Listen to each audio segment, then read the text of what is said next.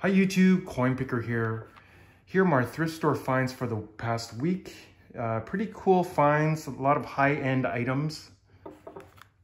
First of all, we have this gold scale brass weight from Ghana, Africa. And it is made by the Ashanti tribe. Ashanti tribe. I'm probably slaughtering the pronunciation, but $4.99, had a coupon 20% off, so that applied to a few items. But I really liked that it depicted a bird killing a snake. So I haven't seen one of those before. And this is probably not the ones that were like 100 years old, used to weigh out gold dust. This is probably made later, probably like in the 60s, 70s, for the tourist trade, I figure. But still, cool nonetheless. Don't see too many of these that often at the thrift store. Next, on the same note, I have this Inuit carving, soapstone carving of a walrus, minus its tusks. But it's very smooth, very nice tactile feeling, and it says as is $4. And I picked this up at a St. Joseph de Paul thrift store, and it is marked with the artist. I think it's the name of the artist or maybe the place name right here. We have these Inuit alphabet or symbols or characters. So basically, I looked it up. It says EJ2. That's an I. That's a JA, I again, and TU. EJ2. So possibly a name or an area. And I spoke to the manager, and she said that originally it did have its tusks, but either it fell out or like someone dropped it or stole them. Well, who would steal like tusks? I mean, like it was like carved bone probably. But I still like it, $4. And she said originally she was charging $12 when it was like fully intact. And I probably would have paid that, you know, if it was perfect. But still cool. I think it originally had like the authenticity stamp that the government of Canada used to give to the indigenous people in the, I guess, Nunavut area. I don't know, is it province of Nunavut? Oh, anyways. Yeah, they probably had a sticker at one time to say it's authentic, right? But still, $4, it was a good deal, other than the missing tusks. I do have some ivory chopsticks. I was thinking of maybe like making 2 new tusks for it, like shave it down, but I know it's a lot of work. I think I started to carve a damaged chopstick since I had it, and it isn't easy, but I don't know, or maybe I'll just leave it as is. Still pretty nice. Picked up this clock at the Salvation Army thrift store. I don't think it's that old, but it's very good quality. It's Tempus Fugit from England, and it says here, an Elliott clock. So I like the burl wood pattern on the wood. And I think it's like from 1920, but I did open it up. It's not running. I mean, if I jostle it, it will move a bit for a little while.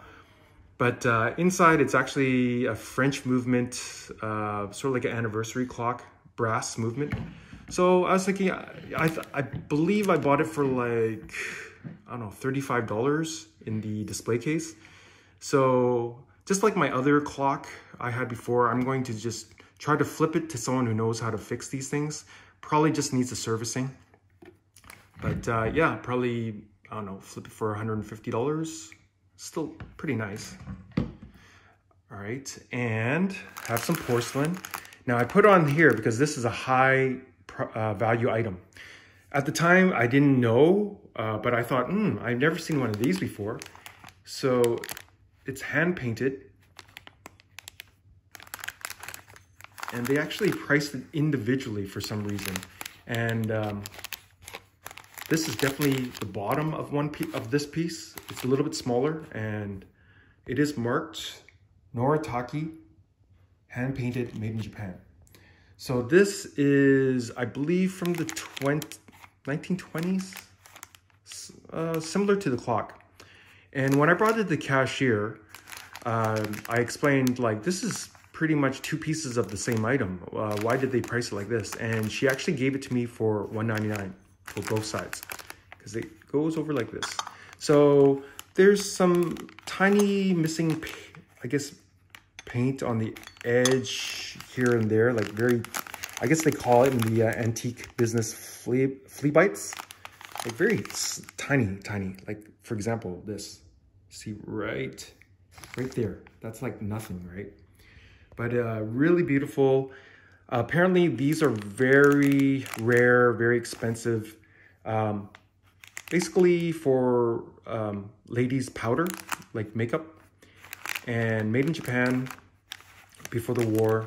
I've seen a few designs like similar to this, but not exact, on eBay. Sold prices, sold for $550 US. So that is like crazy money. So Canadian dollars, that's like, I don't know, 720, 730. So very good price, very good money. I will probably keep it in my collection for a while, unless I get bored of it. But yeah, just for bragging rights alone, it's definitely worth the $2. So that's why I'm very careful, gentle with this. One crack and it's toast, right? And I found this vase at the Salvation Army thrift store, $9.99, and it's Delft or Dutch, and I think it's like from 1940 something, 1940. I forgot the exact date, but it is topped with silver. If you see right here, very nice, and it's marked. So right here it says, let's put it on this cushion. All right, this is what attracted this to me is right here. It says sterling, and for less than $10, because I got on sale, probably like more like $8. It's hand painted, very nice. The silver alone is probably half an ounce, so that's about $15 Canadian. So it was a no-brainer, had to have it. You know, I'll display it for a while and eventually perhaps sell it. Maybe I'll get $75 to $125, I don't know. All right. Yeah, that was in the display case. Very nice vase. This, all right, that's why you always have to check out the display cases in the thrift store, because sometimes they're quote unquote nicer items are in there, but the price is not that much more, right? So I found this big sombrero, and it's sterling. I've seen these, I've had smaller versions of it for like, I think, you know, to put rings on or little knickknacks or as ashtrays. But this one is a bigger version. I guess it's like a souvenir. It has like Aztec designs. And it is marked. I guess they missed the mark. $14.99. And the mark is like right by the price. I don't know how they missed it.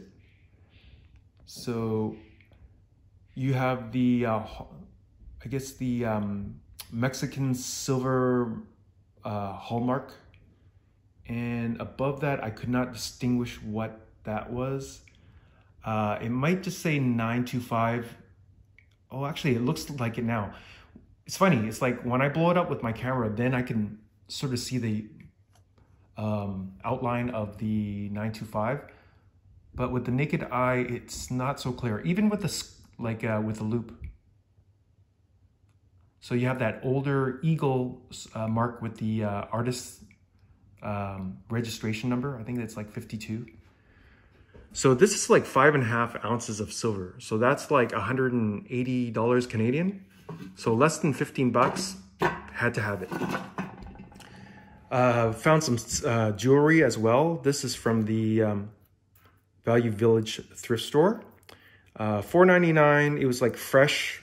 They were going to lay it out, I guess hang it on the wall. But I got there first, and it was just sitting on the counter getting ready. So I thought $4.99, this is definitely about, I'd say at least 10, 12 grams of silver. So silver alone, I've doubled my money, but the style is very, like Italian. So I think it's definitely a wearable, sellable piece. I would say at least double the silver value, at least let's say $25 Canadian. So had to have it for $5. Also on the same day, same situation, new items that were being ready to be hung up. Found this necklace, $2.99, has the Hamsa symbol, I guess Tibetan symbol. Necklace is marked 925. Couldn't find a mark here, but it has all the telltale signs of silver, right? Sounds like it. Again, for $3.99, I think the silver value is, I think it was also like 10, 12 grams. So what, quadrupled my money on that. Probably not as cool as this design. I think my wife, Mrs. Coin Picker, would like to keep that. Not so much on this one. So that will be like in my jewelry, sterling jewelry hoard. And then the best piece for the whole week.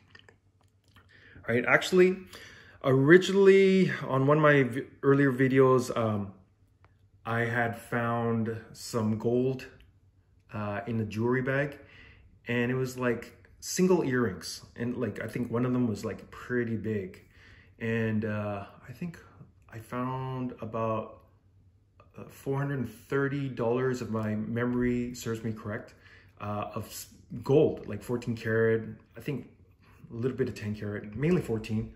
So I went back the very next day and checked out all the other jewelry bags just to make sure if it wasn't in, like the other side of the earrings were not like in the other bags. Could not find it for the life of me. Very sad. But I thought, okay, so they got some good stuff in the, you say quote unquote junk jewelry bags. So maybe in the display case, there might have been some good jewelry, real jewelry mixed in as well. So I searched and I searched, and I saw these gaudy looking earrings, and they're actually made in Italy. And check this out, $3.99. So you can tell real jewelry, like this is hollow, but there's like these little holes. So like maybe it was cast or something. So usually on real jewelry, they want to make it as light as possible, use as little gold as possible. So the color looked real, like real gold jewelry. So when I didn't even look with my loupe because, that sort of looks a little too obvious. But just from my naked eye, I'll show you what I saw. Well, you'll have the benefit of magnification, but basically I recognize some markings. All right, first of all, it's the maker's name. That's, was it Asan? Basan, right? But check this out.